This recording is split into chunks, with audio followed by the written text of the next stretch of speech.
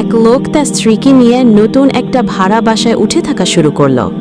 সকালবেলা যখন তারা স্বামী স্ত্রী দুজনেই নাস্তা করতে বসল, তখন লোকটার স্ত্রী ঘরের জানালা দিয়ে প্রতিবেশী এক মহিলার কাপড় রোদে শুকাতে দেখে বলতে লাগলো, হাই হাই সর্বনাশ, এই প্রতিবেশী মহিলা কি নোংরা গো, সে তো ভালো মতো কাপড়ই ধুইতে জানে না, দেখো কাপড়ের মধ্যে কত ময়লা লেগে আছে।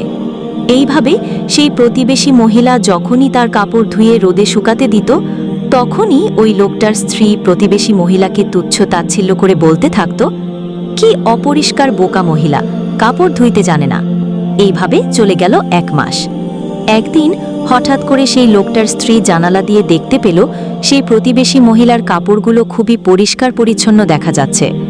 তখন সেই লোকটার স্ত্রী লোকটাকে বলতে লাগলো, এতদিনই মনে হয় ওই প্রতিবেশী মহিলা কাপড় ধোয়া শিখে গেছে।